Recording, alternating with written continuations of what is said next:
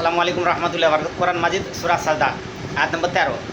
আল্লাহ বলছেন, আমি ইচ্ছা করলে কিন্তু সকল মানুষকে আমি হিদায়াত দিয়ে দিতে পারতাম, তা সত্ত্বেও আমি তাদেরকে হিদায়াত দিইনি, কারণ আমি কিছু সংখ্যক জিনার কিছু সংখ্যক মানুষ দিয়ে জাহান্নাম পরিপূর্ণ করব।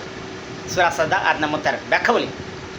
বিভিন্ন তফসিরে জালান, তফসিরে ওয়াজিব, তফসিরে কাশাফ, তফসিরে মারফান, তফসিরে বায়ান করা, তফসিরে মারফুল কোরআন, তফসিরে সাইদি, তফসিরে আল্লামা রুহুল আমিন ইত্যাদি ইত্যাদি। ইট ইস মেবি যে কোনো তফসিরের ভিতরে আপনি যাবেন দেখবেন এর জন্যে মানুষকে ইচ্ছা শক্তি দেওয়া আছে। আল্লাহকে বলতে পারবেন যে আল্লাহ আমি জাহান্নামে এলাম কেন, মানুষকে ইচ্ছা শক্তি দেওয়া আছে। ইহদিনাস সিরাতাল মুস্তাকিমের পথ বেছে নেওয়ার ক্ষমতা তাকে দেওয়া আছে। সে মেবি নিতে পারেন, নাও নিতে পারে, তার জন্য দায়ী থাকবে সে, তার জন্য গড ঈশ্বর বা আল্লাহ দায়ী থাকবেন না।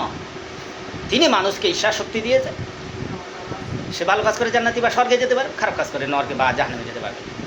তবে হ্যাঁ, আল্লাহ রব্বুল আলামিন অবশ্যই তিনি চাইলে সবাইকে হেদায়েত অর্থাৎ মুসলিম মুমিন মুসলমান বানিয়ে পাঠাতে পারতেন, বা অবশ্যই সবাইয়ের তকদিরে হেদায়েত লিখে দিতে পারতেন, বা সবাই হেদায়েত পেয়ে যেত, অর্থাৎ ইহদিনাস সিরাতাল মুস্তাকিমের পথ পেয়ে যেত।